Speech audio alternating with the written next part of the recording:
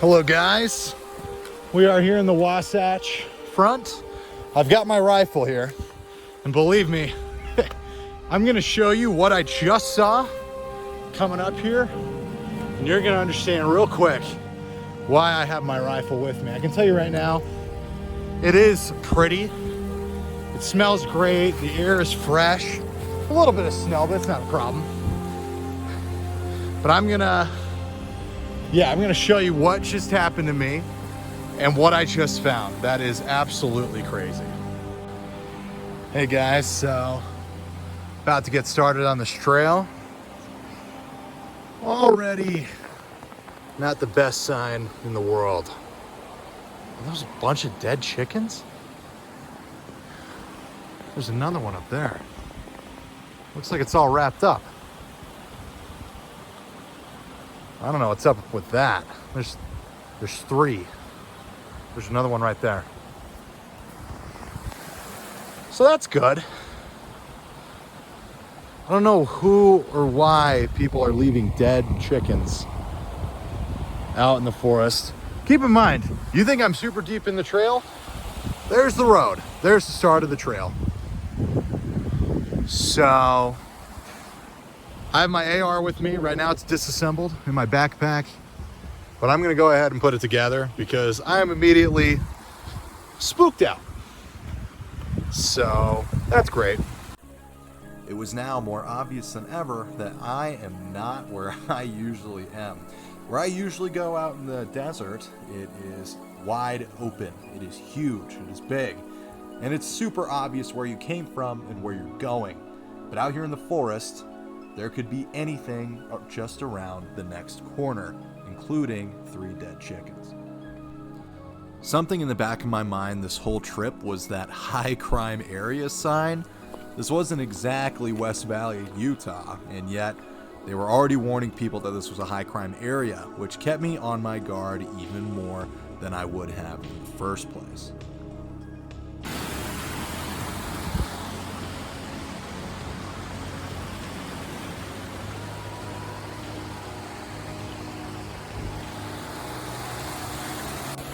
Ah, yes. Ancient Cherokee carvings. Wow. So beautiful. No, man.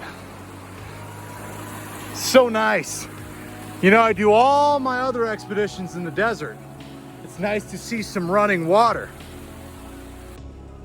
Something that I was already loving so much about this trip was that it was obvious that I was the only one up here, and I was the only one that had been up here for days, considering how old all the other boot prints were.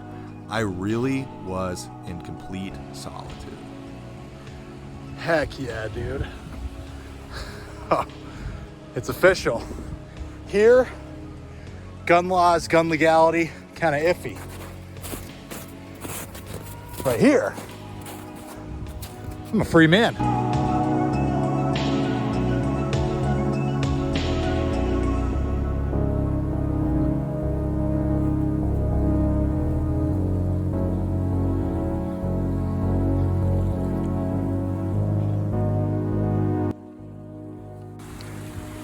All right, I feel like now's a good time to make a point. Here at SchizoSaint, we're all about skinwalkers, we're all about Bigfoot, we're all about the outdoors and hiking, but we're also all about guns.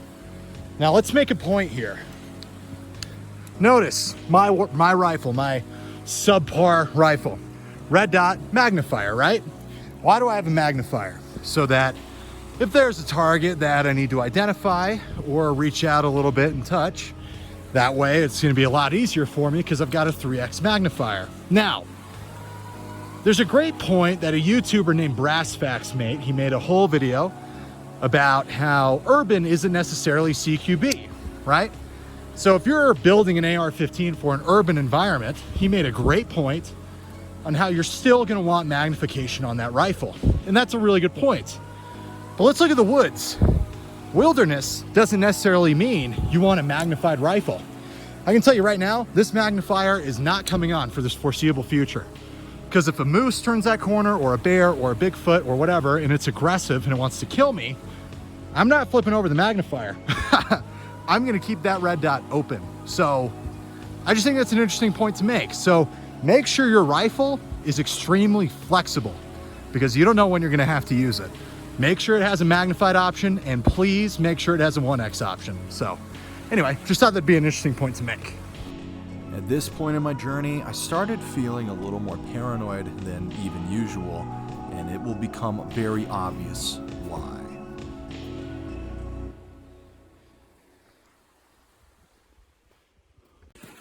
Okay guys, I think I lost some of my recording that I just filmed. I gotta be really quick. See that right there? See how that, it's gonna be kind of hard to explain, but see how there's this branch right here with green leaves on it already? That means that that tree is alive, right? Because it's got green, maybe it doesn't mean that, but that means it's fully loaded with water. And anyone who's anyone knows that freshly cut trees are extremely heavy, right? Who lifted that up and threaded it between these other dead trees? That's the question. And look, you'll notice there's another super heavy branch on top of it. Now granted, there's like 2 or 3 trees there that were clearly pre-broken, but man, I don't know. The theory is, and Les Stroud has a whole episode about this on Survivor Man. The theory is that the Sasquatch uses these as like a land marker. I don't know if that's true. I don't know, maybe this is just a bunch of dead trees. I don't know how the branches got there, but maybe that's what it is. Let's not discount it, right? But keep in mind, my YouTube channel is SchizoSaint. Again, if the theory is true, and that's what that is, that means I'm in Sasquatch's house right now.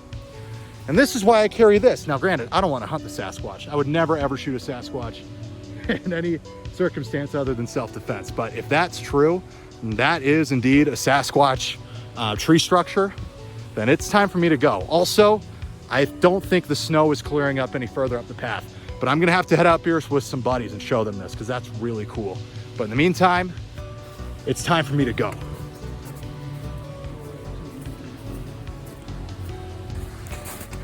Hold on real quick, come to think of it. We have this. Oh no, that's what that is. Okay. See, like we can identify where this came from. So I don't know, maybe the top of one of those trees just wasn't clear and that's what that is. I don't know, in a forest like this, you're gonna have a random chance of trees falling in a weird way. So maybe it is a Sasquatch tree structure. Maybe it's just a bunch of branches that fell over, right? Like, I don't know. So, but anyway, guys, this has been a fantastic expedition. Chicken sacrifice, Sasquatch tree structure, and trees for once. Am I right? How crazy would it be if I got a Sasquatch on film? That'd make my whole life. That'd be so cool. Man, you got a stream. Like, honestly, a Sasquatch has everything he needs up here. Fresh food from hikers. He's got water. Oh, that's pretty, man. See what I'm saying? It's so good out here. I just want to point out something real quick about Sasquatch. I don't want to get on my pedestal and tell you all that you should think he's real or whatever, or that that species of animal is real. But I will say this, right? Ancient people had myths about what? Dragons, sea monsters, right? Hairy men, beasts, monsters of all kind, right? And what's so interesting is that we as modern people say they were stupid. You know what I mean? We say they were dumb. But then we look at the fossil record and we can find animals and organisms that resemble them almost exactly. And I just want to put that out there. Like, that's kind of interesting that for almost every mythological animal, there's an animal in the fossil record that resembles it almost exactly. And I just want to throw that out there. That's kind of interesting. It's just something worth thinking about. But you know what, man? If Sasquatch is real, I'm not even 2 miles from the road and I feel like I'm in the middle of nowhere. Sasquatch could be on the other side of this ridge and I would never, ever, ever know. Ever, ever, ever in a million years. So I will say, I mean, the idea that a giant hominid could remain hidden, assuming it had the same IQ and it was adapted for staying hidden, yeah, I believe it. 100%. 100%. It could totally avoid us.